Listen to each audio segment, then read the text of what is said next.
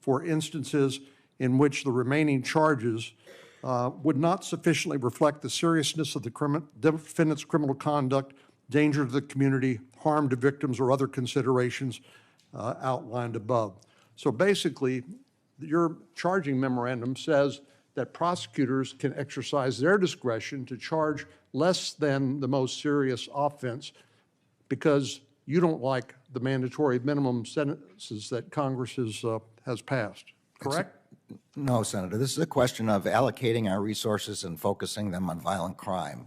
Later on, I thought you said that your job was to enforce the law without regard to policy differences. It's not a question of policy differences. It's a question of the resources. You don't have enough money. You don't have enough people. We don't have enough money. We don't have enough jails. We don't have enough judges. Well, you've arrogated to yourself the decision to make policy by saying that in spite of the fact that there are mandatory minimum sentences for many of these drug crimes, which are now causing untold death and destruction across America, you're telling prosecutors don't charge those if they involve a mandatory minimum sentence. With respect, Senator, the memorandum makes clear that that general analysis doesn't apply in violent crime, doesn't apply in drug trafficking, doesn't apply in cases in which there's injury. So you're cherry picking which cases that you will charge with a mandatory minimum sentence and not applying them uniformly and charging the most serious crime that can be proven at trial. If we apply it to every single crime, we will not be able to focus our resources on violent crime and significant drug trafficking, on the cartels, on the people who are killing people with fentanyl. So the purpose here is to focus the attention of our prosecutors and agents on the things that are damaging the American people in the largest possible respect. That's what what this policy says. At 108,000 roughly Americans who died as a result of drug overdoses last year, 71,000 roughly of fentanyl overdoses, do you consider your current policies successful? As I said in answer to another question, we have a huge epidemic of fentanyl problem created by intentional acts by the cartels. We are doing everything we can within our resources to fight that. We have our DEA working to prevent transfer of precursors into Mexico, to capture the labs, to extradite the cartel leaders, to arrest them in the United States.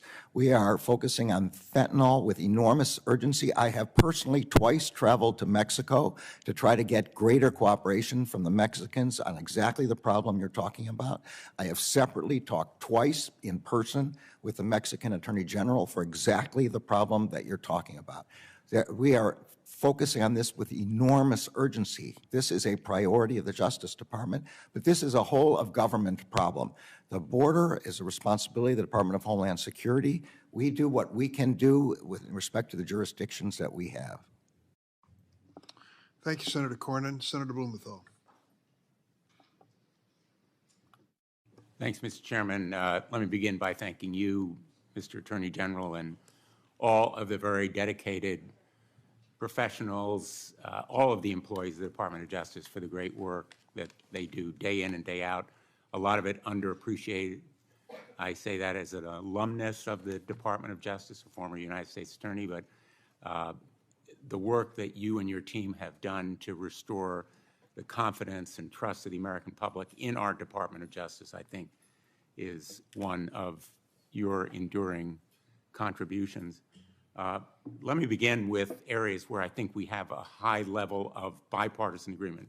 First of all, on the Wagner Group, Senator Graham and I are the principal sponsors, along with Senator Whitehouse, of a measure to declare the Wagner Group a foreign terrorist organization. You would agree that, assuming that the State Department goes along with us, that it is worthwhile doing?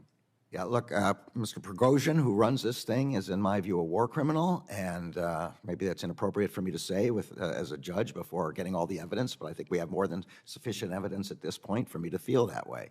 And I believe that that group, which is responsible for the attacks on Ukrainians in the Donbass, including by bringing in prisoners from Russian prison camps as cannon fodder, It's just it's unfathomable what they are doing, and everything we can do to stop them, we should do.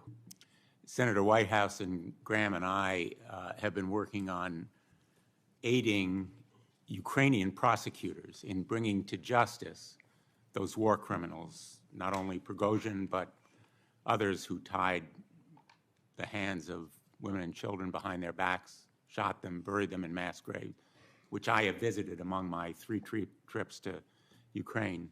Can you commit to the Department of Justice will support the Ukrainian prosecutor who is hard at work right now in trying to bring to justice those war criminals? And not only will I commit, but I'll tell you I've done that. I've met twice in person with the current Prosecutor General, Prosecutor Kostin. I met in Ukraine with the previous Prosecutor General.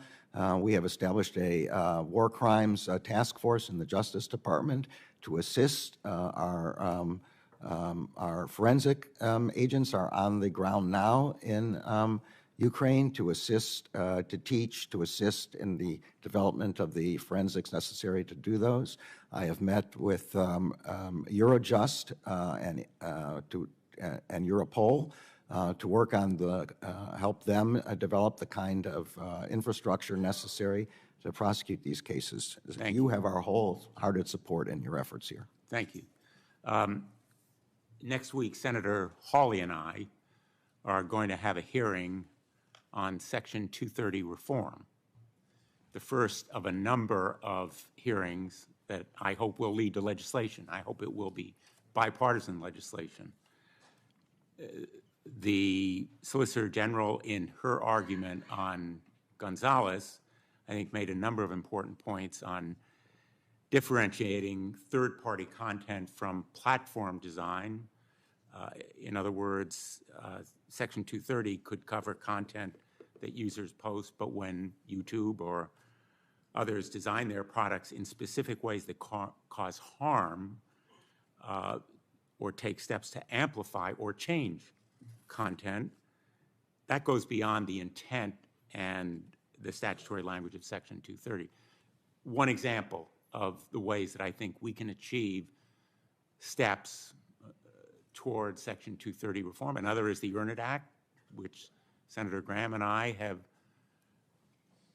sponsored, and we will introduce it again this year.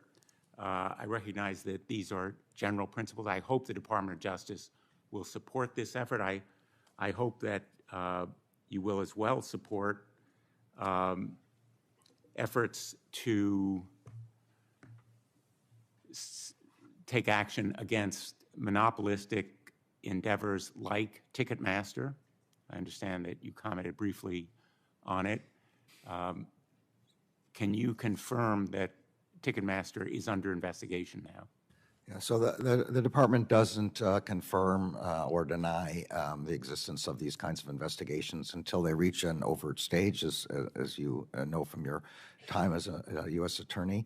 But as I told Senator Klobuchar, we know, quote, all too well, close quote, the importance of competition in this industry as in all other industries.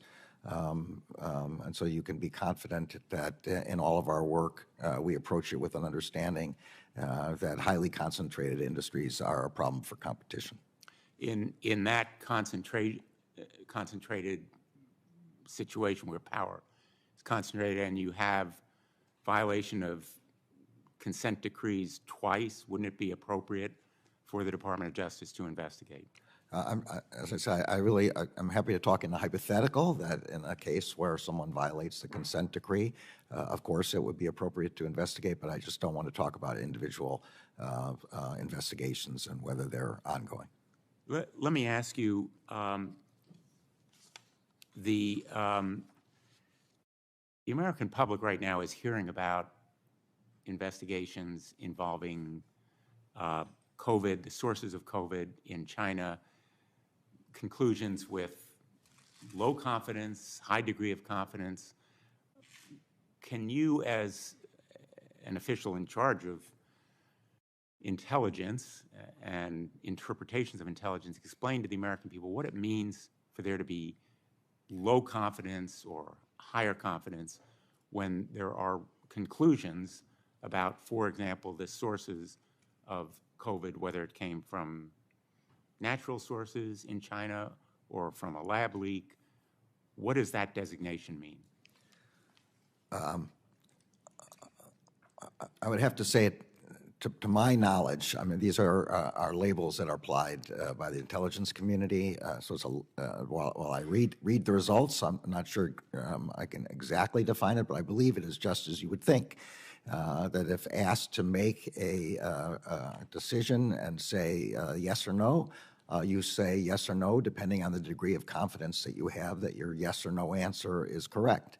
So low confidence means you think the answer is yes, but you don't have high, you have low confidence in it. Medium is medium. You might answer, we don't know at all, but that's not what you're asking about.